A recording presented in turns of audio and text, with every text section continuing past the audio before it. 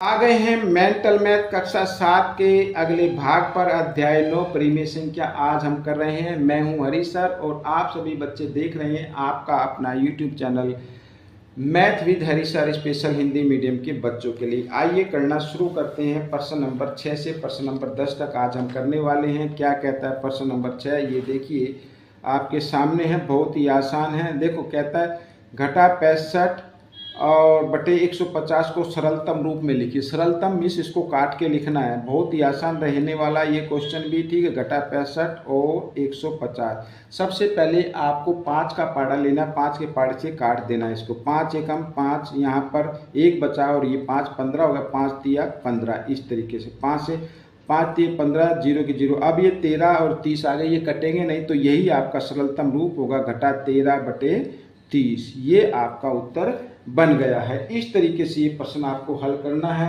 आप तभी हल कर पाएंगे जब ज़्यादा से ज़्यादा बच्चों आपकी क्या होगी, प्रैक्टिस होगी। आइए करते हैं प्रश्न नंबर 7। प्रश्न नंबर 7 क्या कहता है, ये रहा आपके सामने।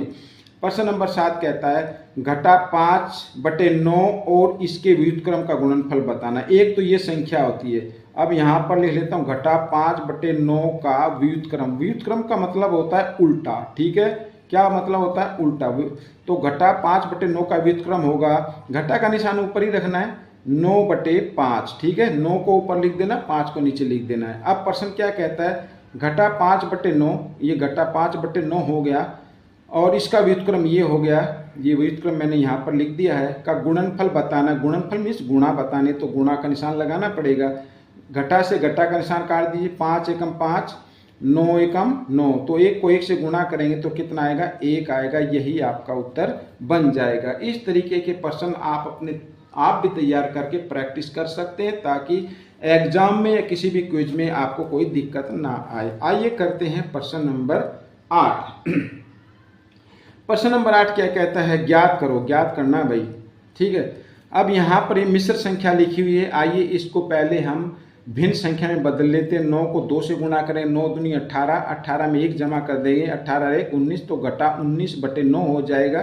ठीक है, और घटा यहाँ पर आ गया 6, इसके नीचे कुछ नहीं है हर के रूप में, तो आप 1 लिख लीजिए। ठीक है, अब 9 और 1 कर लेना है आपको, लघुत्तम लेना, तो 9 ही आएगा। और याद रखना, जब एक तरफ 1 हो और दूसरी तरफ कोई भी नंबर, तो उन दोनों को ही गुणा कर दो, वही लघुत्तम होता है। उसके बाद आपको क्या करना होता है, गुणा में, क्रॉस में भी गुणा करना होता है। 19 को 1 से गुणा करेंगे, 19, और ये घटा, अब इसको 9 को 6 से कर दें, 9 6 54। ठीक है, इस तरीके से।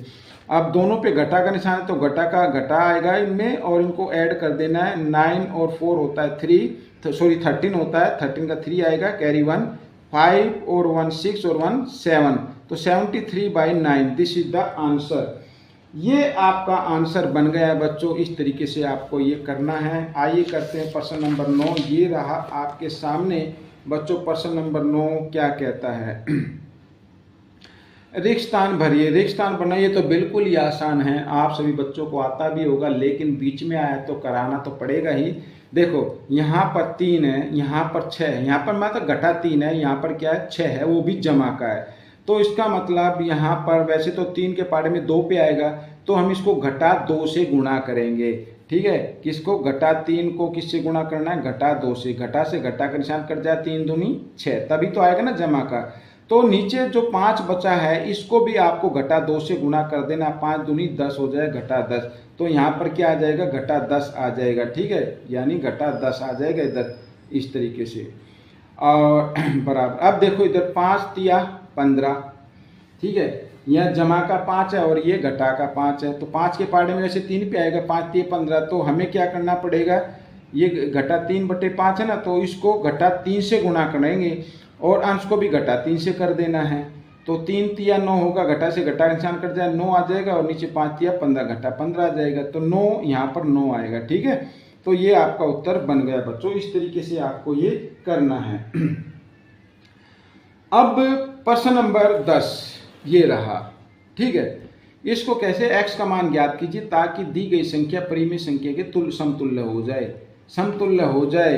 अब देखो यहाँ पर ये 7 के पाड़े में कहाँ पे आता है, बिल्कुल आसान तरीके से, माइंड वाला गेम है। 7 के पाड़े में कहाँ से आएगा, कहाँ पे आएगा यार, 7 से इसको भाग कर लो, ठीक है। यहाँ पर अगर हम 35 को भाग करेंगे, 7 के पढ़े में 5 पे आता है, आपको मालूम तो है भाई। 8/7 को अगर हम घटा 5 से गुणा कर दे तो 35 आ जाएगा। साथ ही हमें 8 को भी घटा 5 से गुणा करना पड़ेगा। 8 पंजे 40, यहाँ पर क्या आ जाएगा, घटा 40 आ जाएगा। और इधर तो है ही घटा 35, तो इसका मतलब x के स्थान पर क्या आ रहा है, घटा 40 आ रहा है। तो x समान क्या हो जाएगा, घटा 40, सॉरी 14 लिखा गया, घटा 40 होगा यहाँ पर। x का मान क्या होगा, घटा 40। तो ये आपका उत्तर रहेगा। बहुत ही आसान है, समतुल्य हो गई भिन्न। ठीक है। अगर यहाँ पर हम लिख दे इसकी जगह घटा 40 और नीचे लिख दे घटा 35 पद, वो तो दिया हुआ है, तो ये 8/7 के समतुल्य है। जब आप इसको काटेंगे, मैं यहाँ पर दिखाता हूँ, घटा 40 बटे घटा 35, घटा से घटा का निशान काट दो, 5 के पाड़े में आता है 5 अट्ठे 40, 5 सत्ते 35, तो आ गई ना 8/7। तो इसी को बोलते समतुल्य, यानी बराबर, इक्वल। ठीक है। तो ये प्रश्न भी आपका हल हो गया है बच्चों। ये सेकंड पार्ट भी कंप्लीट हो गया है। आपको ये पार्ट कैसा लगा मुझे जरूर बताएं, और इसमें से सीखकर दूसरे बच्चों को जरूर सिखाना है। अब हम मिलेंगे अगले भाग में, तब तक के लिए धन्यवाद।